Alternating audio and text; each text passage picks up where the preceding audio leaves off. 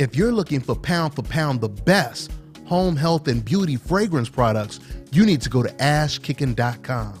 DONTAE'S Boxing Nation over here with the man, the miracle man, I'm Danny feeling happy, Dante. Man. I got a chance to meet you, brother. Oh, it's been an honor, man. I've always followed your work. I want to say I appreciate you for supporting the sport of boxing, doing such a positive job supporting us fighters. We put our lives on the line, and you do such a tremendous, respectful job of doing what you do for us, and I want to commend you, brother.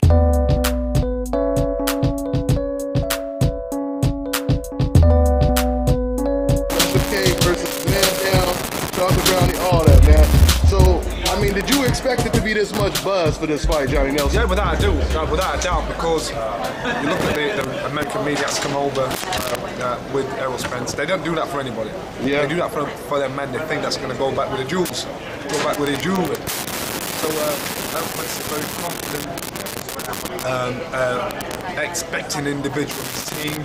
That the fans, when a man brings his family around to watch him, that means he expects to win, because nobody wants to catch a beat in front of their family. That's a good point. So therefore, and we know that. So that's why we know when the bell goes, both fighters are going to give their all. And you look at both fighters. Errol Spence is a good forward fighter, good offensive fighter. Is he as good defensively? I don't think so, but he's a very good come forward fighter. His record says it all. He knows how to box. It's a sweet science. So for a boxer, I can fight and box. Goes in with anybody with anything less, he makes it look easy, like Errol Spence has done. But Kell Brook is exactly the same. He knows how to box, he knows how to fight, he knows how to punch. You've got two guys that are very, very, very similar. The thing is now, the champion has to have the mentality of the challenger. And it makes him hungry, which makes him a dangerous champion, because he's not the favourite, it's not a secret. So the champion's now thinking, I've got to defend what I've got here. Yeah. I've got to defend what I've got. Where's Errol Spence? Everybody's saying you're expected to win. I wouldn't want to be in that position. I would want to be in the position of have a hunter's mentality, hungry. Not everybody expecting me to win, because that's a little bit more. You do something more outstanding. To me, I think it's a great fight. I don't see it going the distance. I think both fighters need to establish what they can do best. Errol Spence, good body work. He's pretty orthodox for a southpaw, but a successful southpaw. He's pretty orthodox. Most southpaws you see him, you think, oh my God, you can't figure them out. Errol Spence is pretty orthodox, very good at what he does, and that's why he's been so successful. But it's also why he didn't win a gold medal. Kell Brook, his style, he boxes offensively and defensively. He's a better offensive fighter. So you've got two guys that can fight, that can punch, that are confident, that really believe in themselves. So therefore, when this bell goes, it's a case of whose character is going to come out. Now, Kell Brook's character, his confidence is actually shot up from a loss from Gennady Golovkin, because he thought, if I did that to Gennady Golovkin, but didn't win because the man was just too physically strong for me, I must be king of the hill when it comes down to the welterweights. So in his head, he's king of the hill. Still king of the hill, never lost at welterweight. Errol Spence doesn't know about losing the fight. So you've got two ignorant fighters that are getting in there to fight. This is about skills. So you've got to look at the skill set of both fighters, the punch power of both fighters. You speak to both fighters. Kell Brook punches like a stun gun. You get hit like you don't know what's happening, like you've been stunned. Let's break down all the skills, though, Johnny, since you just said that. Let's start with power. Good body puncher, a good come forward fighter, southpaw, which makes him awkward as hell. Not as good going backward. You don't think Errol is as good going backward? Yeah, not as good boxing as good going boxing on the back foot, whereas Kell is used to sparring on the boxing on the front foot and the back foot. He's actually better on the front foot, but he is also good on the back foot, working on the back foot. Every southpaw Kell has fought, he's beaten, if not knocked out, every southpaw.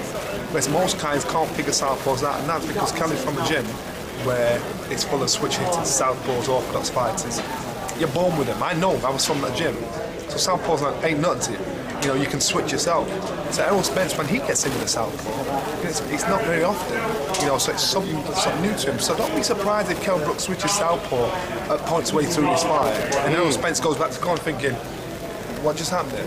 That's not right. We didn't plan for that. That'll be it. So Keller's got a lot of more variation to his style. But who has the power advantage, though?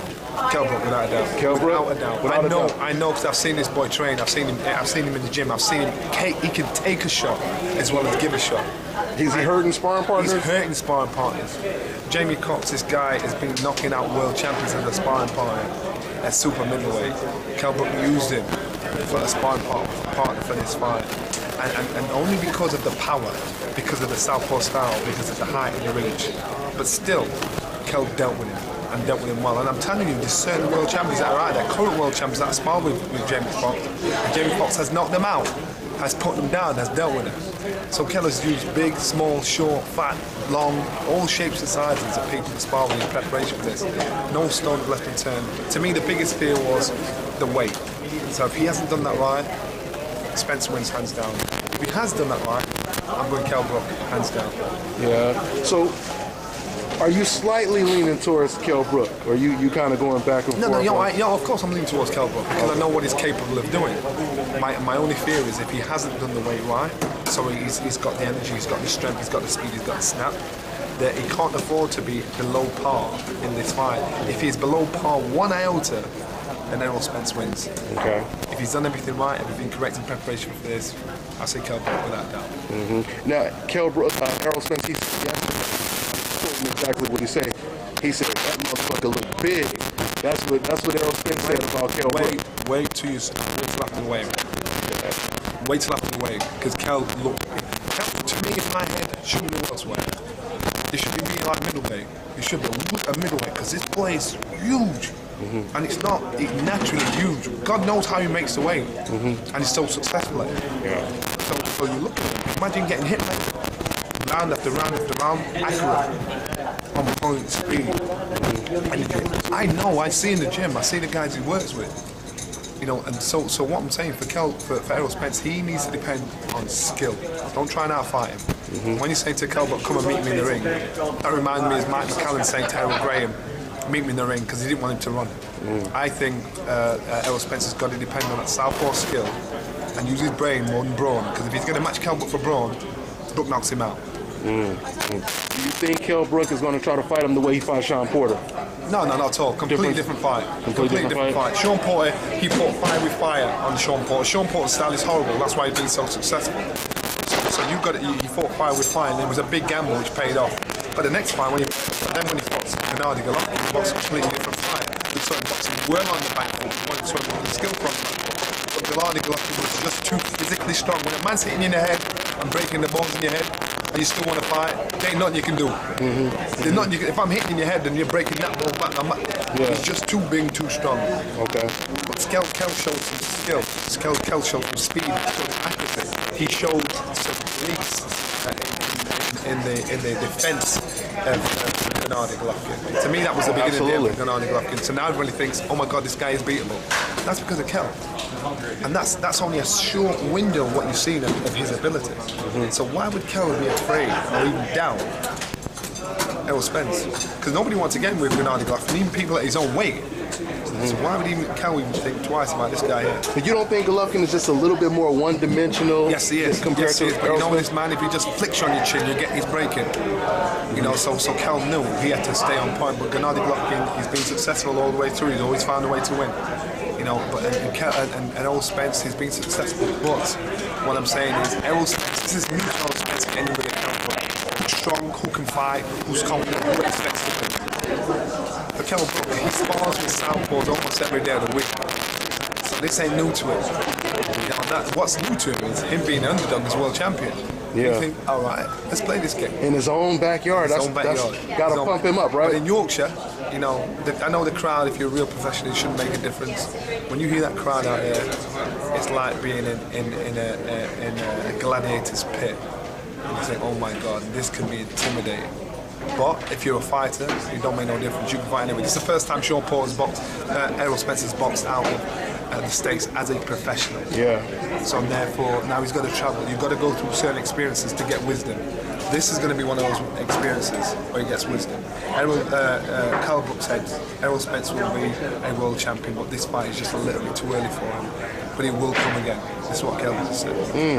Yeah, well, I can't wait to talk to you after the fight, Johnny, because it'll be interesting to see how it goes down. He'll go in to take him out, so he can't take any crazy chances, because if a punch misses you by Anthony Joshua, it hurts.